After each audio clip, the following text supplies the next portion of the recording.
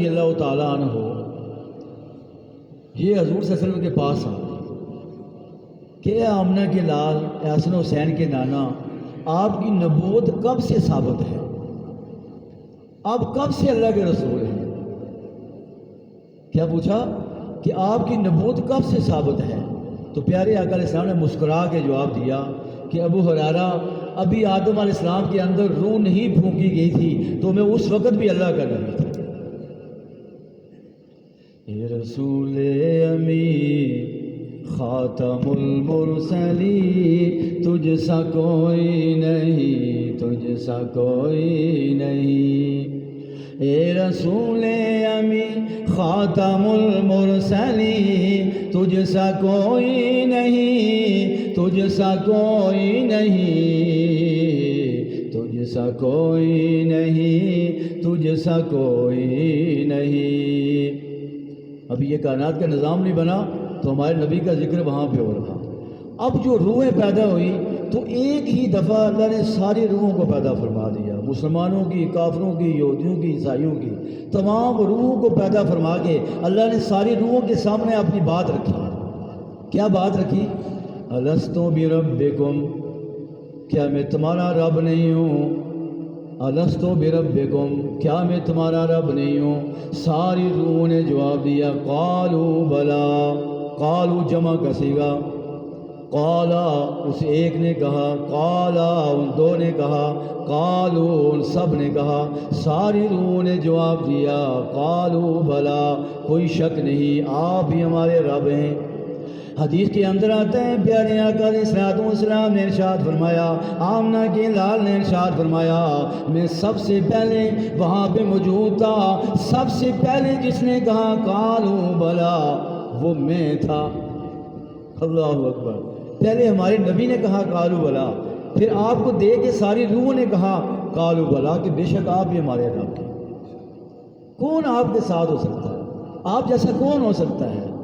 اے رسول امی خاتم المرسلین، تجھ سا کوئی نہیں، تجھ سا کوئی نہیں، تجھ سا کوئی نہیں، تجھ سا کوئی نہیں۔ سب سے اول تھا جن کو بنایا گیا، سب سے اول تھا جن کو بنایا گیا، نور رحمت سے جن کو سجایا گیا، ایسی تصویر محبوب کی، ایسی تصویر، ایسی تصویر محبوب کی کھینچ دی، خود خدا کو بنا کر سرور آ گیا، زندگی آ گئی، رونقیں آ گئی۔ یہ ساری کائنات کی جو زندگی ہے یہ حضور کی وجہ سے ہے۔ جو روح ہے پوری کائنات کی وہ آمنہ کے لال ہیں کہ جب یہ کچھ نہیں بنا تو ان کا ذکر ہو رہا ہے، پھر ساری روحوں کے سامنے ان کا ذکر ہو رہا ہے۔ یہ ختم نبوت کی طرف اشارہ ہے۔ پھر اللہ نے سارے نبیوں کی روحوں کو جمع فرمایا۔ اب ایک اسپیشل جلسہ آسمان دنیا پہ اندر ہوتا ہے جہاں پہ آدم علیہ السلام سے لے کر عیسیٰ علیہ السلام تک سارے نبی تشریف فرما ہیں، وہ رب العالمین خود جلسے کی صدارت فرما رہے ہیں۔ اور قرارداد کیا تھی کہ اے رسولو، جب تم دنیا میں آؤ تمہیں کتابیں مل جائیں تو تم نے میرے محبوب کا ڈنکا بجانا ہے، ان کی ختم نبوت کا ڈنکا بجانا ہے، یہ تمہاری اصل ڈیوٹی ہے، تم نے اپنی اپنی قوموں کو بتانا ہے۔ وہ آیت کیا ہے؟ وَإِذَا أَخَذَ اللَّهُ مِيثَاقَ النَّبِيِّينَ لَمَا آتَيْتُكُم مِّن كِتَابٍ وَحِكْمَةٍ۔ تو پھر کیا ہوا؟ پھر انبیاء دنیا میں آنا شروع ہوئے۔ سب سے پہلے آدم علیہ السلام آئے۔ آدم علیہ السلام کا آخری وقت ہے، اپنے بیٹے شیش علیہ السلام کو بلا لیا، میرے بیٹے میرے سامنے بیٹھو، میں دنیا سے جا رہا ہوں، میری ایک بات یاد رکھنا کہ جب بھی کوئی پریشانی ہو جائے، جب بھی تکلیف ہو جائے، جب بھی اینگزائٹی ہو جائے، کوئی اضطراب آ جائے تو کیا کرنا؟ اس آمنہ کے لال پہ درود پڑھنا، اس محمد عربی صلی اللہ علیہ وسلم کا واسطہ دے کے دعا کرنا، تیری ہر دعا قبول ہو جائے گی، تیری پریشانی خوشی میں بدل جائے گی۔ شیش علیہ السلام نے پوچھا ابا جان وہ محمد صلی اللہ علیہ وسلم کون ہے؟ فرمایا میرے بیٹے میں جنت کے اندر رہ کے آیا ہوں، میں نے جنت کے اندر ہر مقام کے اوپر لفظ محمد لکھا ہوا دیکھا، میں نے عرش بری پر لفظ محمد لکھا ہوا دیکھا، میں نے عرش بری پر میں نے سدرۃ المنتہا کی سیر کی، میں نے وہاں بیری کا درخت دیکھا، میں نے بیری کے درخت کے ہر پتے کے اوپر لفظ محمد لکھا ہوا دیکھا۔ تو جب بھی پریشانی آئے تو ان کا نام لے کے ان کا واسطہ دے کے دعا کرنا، تیری دعا قبول ہو جائے گی، اس آمنہ کے لال پہ دعا اس درود شریف پڑھنا۔ تو یہ ہے ہمارے نبی صلی اللہ علیہ وسلم۔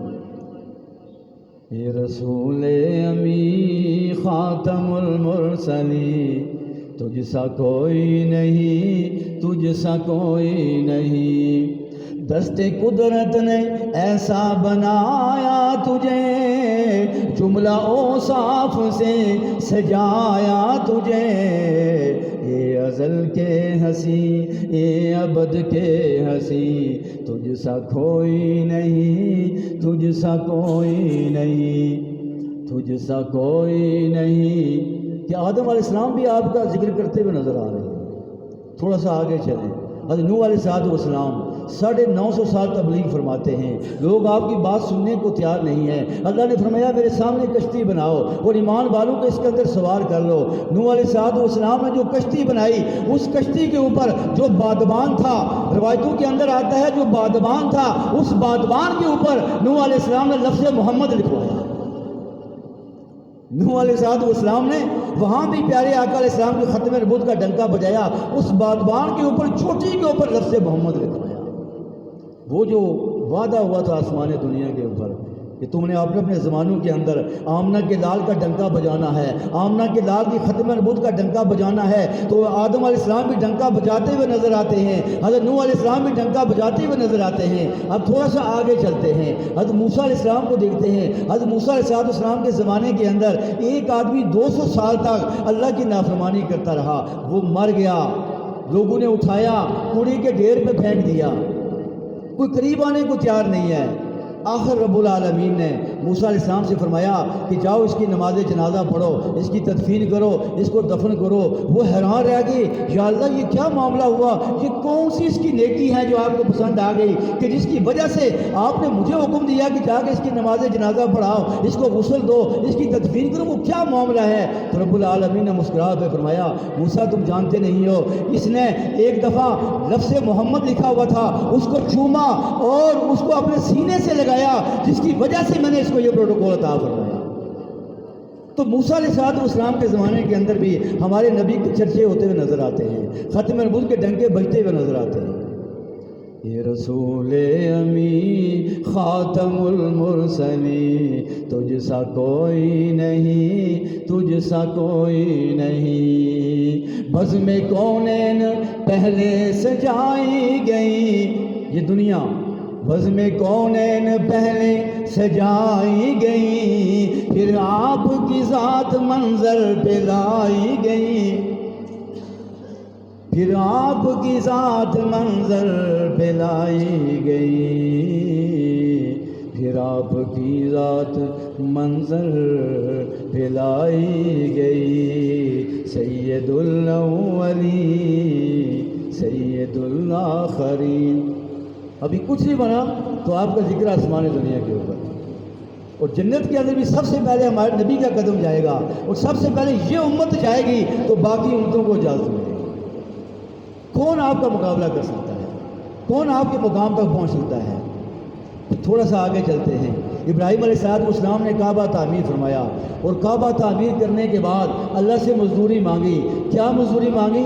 ربنا وابعث فیہم رسولا، اے اللہ وہ جو تم نے وعدہ کیا تھا کہ وہ شان والا رسول آئے گا، وہ آمنہ کا لال آئے گا، اے اللہ میری مزدوری یہ ہے کہ اس کو میری نسل میں پیدا فرما دے۔ ان کے دو بیٹے اسحاق علیہ السلام اور اسماعیل علیہ السلام۔ اسحاق علیہ السلام سے کئی نبی پیدا ہوئے، لیکن اسماعیل علیہ السلام سے ایک ہی نبی پیدا ہوا جو اللہ کا محبوب تھا، جو اللہ کے خزانوں میں بھی ایک تھا، وہ ان کی نسل میں پیدا ہوا۔ تو ابراہیم علیہ السلام بھی آدم علیہ السلام ڈنکا بجاتے ہوئے نظر آتے ہیں، نوح علیہ السلام حضور کا ڈنکا بجاتے ہوئے نظر آتے ہیں، حضرت عیسیٰ علیہ السلام بھی حضور کا ڈنکا بجاتے ہوئے نظر آتے ہیں۔ آپ نے اپنی قوم سے کہا، اے بنی اسرائیل کے لوگوں، وَمُبَشِّرًا بِرَسُولٍ یَأْتِی مِن بَعْدِی اسْمُهُ احمد، میں تمہیں خوشخبری دینے کے لیے آیا ہوں کہ میرے بعد ایک نبی آنے والا ہے، ایک رسول آنے والا ہے، اور نام اس کا احمد ہوگا۔ پیارے آقا علیہ السلام کا نام جو محمد ہے صلی اللہ علیہ وسلم، یہ آپ کے دادا جان نے رکھا، اور آپ کی ماں نے آپ کا نام احمد رکھا، اور آسمان دنیا کے اوپر جو آپ کا نام مشہور ہے وہ احمد ہے۔ یہ رسول امی خاتم المرسلین، تجھ سا کوئی نہیں، تجھ سا کوئی نہیں، اے رسول امی۔ تو لوگ پھر آپ کے کیوں دعانے نہ ہوں؟ آپ کا چہرہ ہی ایسا تھا۔ حسینہ جمیلہ دا منہ موڑ دیتا، حسینہ جمیلہ دا منہ موڑ دیتا، محمد بنا رب قلم توڑ دیتا۔ آپ جیسا حسین اللہ نے پیدا نہیں فرمایا۔ یوسف علیہ السلام کو اردو نے دیکھا تو پھل کاٹتے ہوئے اپنی انگلیاں اپنے ہاتھ کاٹ ڈالے، لیکن جس نے ہمارے نبی کو دیکھا، جس نے آخری نبی کو دیکھا، جس نے آمنہ کے لال کو دیکھا، اس نے انگلیاں نہیں کاٹی، گردنیں کٹوا دی۔ حضرت حنظلہ کی شادی ہوتی ہے رضی اللہ تعالیٰ عنہ، ایک رات ابھی بسر کی، ابھی غسل نہیں کیا، صبح کو ٹائم ہو گیا، باہر بلاوا آ گیا، جنگ احد کے لیے پیغام آ گیا کہ لوگوں جہاد کے لیے چلو، احد کے میدان میں چلنا ہے۔ حضرت حنظلہ پریشان ہو گئے کہ میں نے غسل فرض تھا، ابھی غسل بھی کرنا ہے، یہ کیا ہو گیا؟ بیوی نے کہا غسل کر لیں۔ کہتے غسل کر لوں تو اللہ کے نبی کا حکم ٹوٹ جائے گا، دیر نہ ہو جائے، کہیں میں گمراہ نہ ہو جاؤں۔ اپنی بیوی سے کہنے لگے کہ میں یہاں سے جا رہا ہوں اور مجھے جنت کی خوشبو آ رہی ہے، لگتا ہے کہ میں احد میں شہید ہو جاؤں گا، اور تیری اور میری ملاقات حوض کوثر پہ ہو۔ یہ حنظلہ رضی اللہ تعالیٰ عنہ، حضور کے دیوانوں کو دیکھو، احد کے میدان میں جاتے ہیں، کرتے کرتے وہ شہید ہو جاتے ہیں۔ جب جنگ ختم ہو گئی تو پیارے آقا علیہ الصلوۃ والسلام نے فرمایا لاشوں کو جمع کرو۔ جب لاشوں کو جمع کیا گیا تو حضرت حنظلہ کی لاش نہیں مل رہی ہے۔ حضرت حنظلہ کی لاش کہاں ہے؟ سارے تلاش کر رہے ہیں، لاش نہیں مل رہی۔ آسمان دنیا پہ نگاہ دوڑائی، فرشتہ کہنے لگا اللہ کے نبی صلی اللہ علیہ وسلم آسمان دنیا پہ دیکھو، وہ 70,000 فرشتہ جو ہے وہ حنظلہ کی لاش کو سونے اور چاندی کے بٹنوں میں غسل دے رہے ہیں۔ اللہ اکبر۔ جہاد محبت کی آواز گونجی، جہاد محبت کی آواز گونجی، کہا حنظلہ نے دلہن سے اپنی، اگر ہو اجازت تو جام شہادت لبوں سے لگانے کو جی چاہتا ہے، وہ شہر محبت جہاں مصطفیٰ ہے، وہی گھر بنانے کو جی چاہتا ہے۔ حضرت امیر حمزہ رضی اللہ عنہ، ان کی لاش کے 12 ٹکڑے ہو گئے، لاش کے 12 ٹکڑے ہو گئے۔ تو حضور نے فرمایا کہ اس کے ٹکڑوں کو جمع کرو اور یہی احد کے میدان میں ان کو دفن کرو۔ اور مجھے اگر حضرت صفیہ کا خیال نہ ہوتا تو میں حکم دیتا کہ حمزہ کی لاش کو یوں ہی چھوڑ دو، ان ٹکڑوں کو یوں ہی چھوڑ دو کہ پرندے اور جانور کھا جائیں، اور دن قیامت کے لوگ اپنی قبروں سے اٹھیں اور میرا چچا میرا حمزہ جو ہے یہ پرندوں اور جانوروں کے پیٹ سے نکلے۔ اللہ اس منظر کو دیکھیں تو کافروں کے عذاب کو دگنا کر دیں۔ 12 ٹکڑے ہو گئے، کلیجہ چبا کے بھی وہ کلیجہ بھی چبایا گیا، لیکن زبان سے نبی نبی نکلتا تھا۔ حضور نے لاش کو دیکھا تو اوپر دعا فرمائی، یا اللہ میں اپنے چاچا سے راضی ہوں، تو بھی راضی ہو۔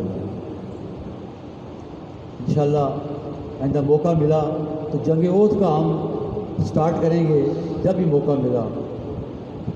جنگ احد کی جو مناظر ہیں سورہ آل عمران کی روشنی میں اور حدیث مبارکہ کی روشنی میں وہ انشاءاللہ بیان کروں گا۔ تو جس نے آقا علیہ السلام کی غلامی اختیار کی وہ کامیاب ہو۔ آخری بات کرتے ہیں پیارے آقا علیہ السلام تشریف فرما ہے، صحابہ کا مجمع لگا ہوا ہے، تو حضور نے ادھر دیکھا یمن کی طرف، تو فرمایا مجھے یمن سے بوئے محمد آ رہی ہے، مجھے یمن سے خوشبو آ رہی ہے۔ صحابہ پریشان ہو گئے کہ یمن کہاں اور یہ مدینہ کہاں، مسجد نبوی کہاں؟ پوچھا یا رسول اللہ یہ کون آدمی ہے جو وہاں پہ ہے تو آپ یہاں اس کو یاد کر رہے ہیں؟ فرمایا ایک اویس نامی کا آدمی ہے، اس نے مجھے دیکھا نہیں ہے، اس کو اسلام کی دعوت نہیں ملی، لیکن اس نے اسلام قبول کر لیا، میرا کلمہ پڑھ لیا۔ اویس وہ واحد آدمی ہیں کہ جن کو اسلام کی دعوت نہیں ملی اور بغیر دعوت کے وہ مسلمان ہو گئے۔ فرمایا مجھے اویس کی وہ مجھے یاد کر رہا ہے، بہت بڑی امپارٹنٹ ہے۔ صحابہ نے پوچھا وہ کون ہے؟ فرمایا قرن صوبے کا رہنے والا ہے، اس کے باپ کا نام عامر ہے۔ وما ينطق عن الهوى ان هو الا وحی یوحی، نبی اپنی طرف سے نہیں بولتا، نبی کی ہر بات وہی ہوتی ہے، آپ جو بھی فرماتے ہیں وہ اللہ کی طرف سے فرماتے ہیں۔ وہی آ گئی کہ دیکھو وہ تمہارا وہ آپ کا ایک چاہنے والا عاشق وہاں پہ موجود ہے، ذرا اس کا بھی تعارف کرا دیجیے۔ تو فرمایا عامر نام ہے اس کا، اس کے والد کا، وہ قرن کا رہنے والا ہے، تو وہ آنا چاہتا ہے لیکن آ نہیں سکتا، اس کی ماں ضعیفہ ہے، ماں کی خدمت کرنے والا کوئی نہیں ہے، جس کی وجہ سے وہ مدینہ نہیں آ رہا۔ حضرت عمر بار بار پوچھتے ہیں یا رسول اللہ وہ کون ہے، ذرا مجھے اس کے بارے میں بتائیں۔ پھر آخر واقعہ آتا ہے کہ پیارے آقا علیہ السلام نے اپنا کرتا حضرت عمر کو دیا کہ جب تمہاری ان سے ملاقات ہو جائے کسی زمانے کے اندر تو یہ کرتا میرا تحفہ اس کو عطا کر دو۔ اللہ اکبر۔ بات کرنے کی یہ ہے، اویس کرنی کو جو مقام ملا وہ ماں کی خدمت کی وجہ سے ملا۔ میں سوشل میڈیا دیکھ رہا تھا، ایک آدمی کہہ رہا ہے وہ جی ماں نے کہڑی خدمت ہونی ہے جی، وہ ابے تو امی شادی کی تھی ہے، وہ اپنے چکرنچ پہ سن تو اولاد ہو گئی ہے، اسی کہڑی گل ہے۔ لا حول ولا قوت۔ اللہ فرماتے ہیں والدین کو اف تک نہ کہو اور نہ انہیں جھڑکو۔ کوئی ماں کا حق ادا کر سکتا ہے؟ پیارے آقا علیہ السلام کو معراج ہوتی ہے آسمان دنیا کے اوپر، آپ نے جنت کے اندر دیکھا ایک آدمی قرآن کی تلاوت کر رہا ہے، جبرائیل سے پوچھا یہ کون ہے، یہ کون خوش بخت آدمی ہے جو جنت کے اندر بھی تلاوت کر رہا ہے؟ میں یہ حارثہ بن نعمان ہیں، کیا ان کو مقام کیوں ملا؟ فرمایا دنیا کے اندر یہ اپنی ماں کی خدمت کرتے ہیں تو خدمت کی وجہ سے ان کو اللہ نے یہ مقام عطا فرمایا۔ کہ ماں کیا ہے، ماں کیا ہے؟ قرآن کہتا ہے کہ تکلیف پہ تکلیف سہ کر ماں نے تمہیں جنا ہے، تکلیف پہ تکلیف سہ کر۔ ایک قطرہ جو دودھ ہم نے ماں کا پیا اس کا حق ادا نہیں کر سکتا۔ اور بعض لوگ ابھی باپ زندہ ہے تو لڑائی شروع کر دیتے ہیں یہ پلاٹ میرے نام کرو۔ ہم دیکھتے ہیں سوشل میڈیا پر، شرم آنی چاہیے۔ وراثت تقسیم ہوتی ہے باپ کے مرنے کے بعد، ہم زندہ اس کی زندگی میں وراثت مانگ رہے ہیں، شرم ہونی چاہیے۔